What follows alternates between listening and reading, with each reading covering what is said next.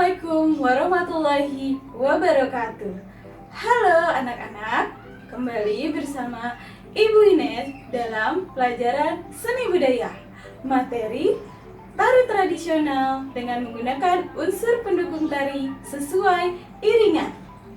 Pada pembelajaran kali ini, tujuan dan indikator pencapaian kompetensinya adalah sebagai berikut. Indikator pencapaian kompetensi: menjelaskan ragam gerak tari tradisional, menjelaskan bentuk penyajian tari tradisional, menentukan jenis iringan tari tradisional.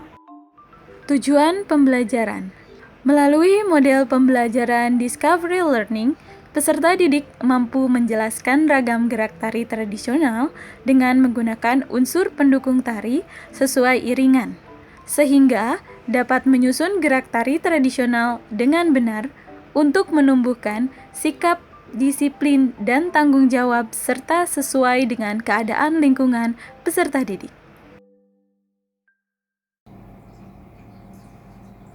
Anak-anak semua, kita sebagai bangsa Indonesia tentunya harus selalu melestarikan budaya Indonesia. Salah satu budaya Indonesia adalah tari tradisionalnya. Dengan mengenal tari-tari tradisional yang ada di Indonesia, tentu saja kita sudah membantu untuk melestarikan kebudayaan Indonesia. Pada materi kali ini akan dijelaskan mengenai perbedaan ragam gerak tari putra dan ragam gerak tari putri.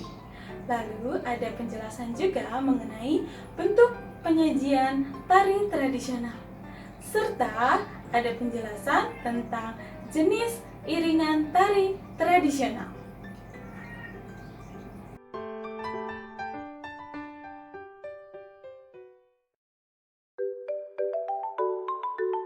Seperti yang kalian ketahui bahwa tari tradisional tidak dilakukan oleh perempuan saja, tetapi banyak juga tari tradisional yang ditarikan oleh laki-laki. Dalam tari, penari perempuan disebut penari putri dan penari laki-laki disebut penari putra. Ragam gerak tari putri dengan ragam gerak tari putra tentu saja berbeda. Ragam gerak tari putra cenderung menggunakan volume gerak lebih luas. Artinya, langkah kaki lebih luas, junjungan kaki setinggi lutut, rentangan tangan setinggi bahu, lalu dada membusung atau membuka lebar, serta gerak patah-patah menyiku sehingga terlihat kesan kuat. Sedangkan gerak tari putri cenderung menggunakan volume yang lebih sempit. Artinya, langkah kaki setapak demi setapak, junjungan kaki setinggi mata kaki, rentangan tangan selebar pinggang, serta gerakannya patah-patah kecil menyudut dan banyak menggunakan garis lengkung. Berikut contoh ragam gerak tari putri dan ragam gerak tari putra.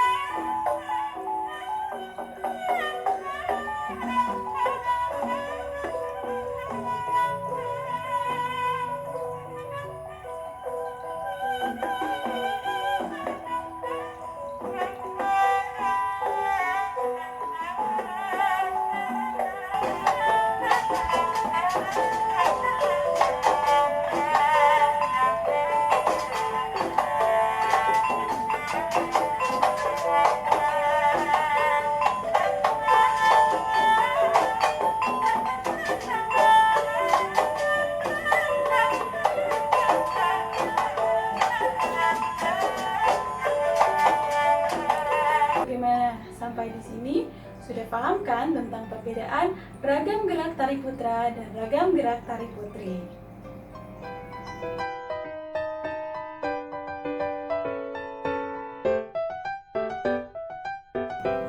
Anak-anak, apakah kalian sebelumnya pernah melihat pertunjukan tari rampak beduk?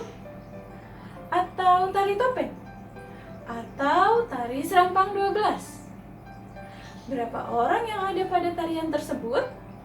Ada yang 1 orang penari, 2 orang penari, dan 3 orang penari, serta banyak penari. Dalam tari tradisional, penyajian tari dapat dilakukan secara individu, yaitu 1 orang, lalu berpasangan, yaitu 2 orang, dan berkelompok. Penyajian tari tradisional secara individu adalah tari secara individu. Tari secara individu bisa juga disebut tari tunggal. Tari tunggal adalah jenis penyajian tari secara individu, baik oleh penari putra maupun penari putri. Kebanyakan, tari tunggal menceritakan tokoh cerita di masyarakat, seperti tari topeng Kelana dari Cirebon.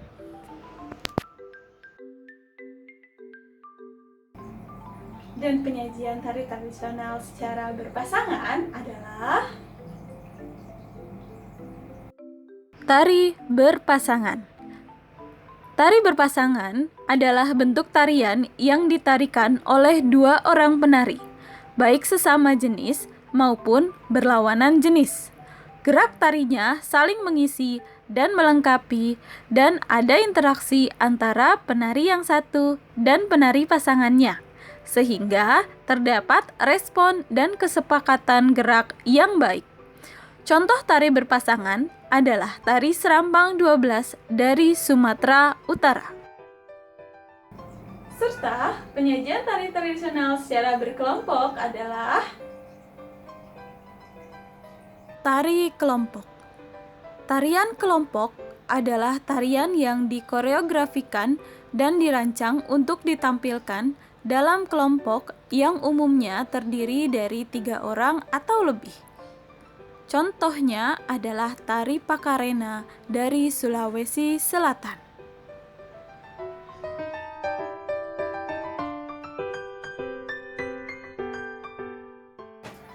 Tari tanpa musik, bagai sayur tanpa garam. Musik dalam tari disebut dengan iringan tari. Dalam tari tradisional, iringan tari terdapat 2 jenis, yaitu iringan tari internal dan juga iringan tari eksternal. Iringan tari internal adalah iringan musik internal. Iringan musik internal adalah iringan yang dihasilkan dari tubuh penari itu sendiri.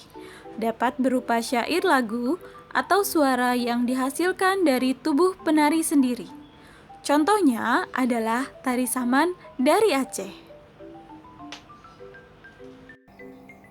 Dan iringan tari eksternal adalah iringan musik eksternal. Iringan musik eksternal adalah jenis iringan yang dihasilkan oleh suara alat musik, baik pentatonis maupun diatonis. Beberapa alat musik yang dipakai untuk mengiringi tari tradisional adalah gamelan, laras, pelok, dan selendro, rebana, tifa, gondang, kulintang, dan berbagai alat musik daerah lainnya.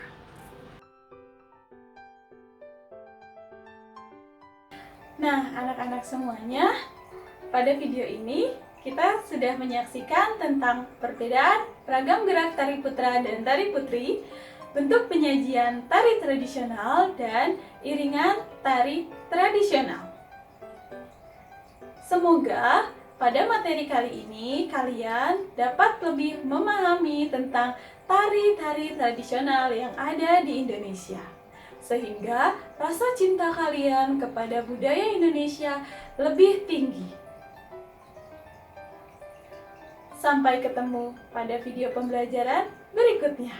Assalamualaikum warahmatullahi wabarakatuh.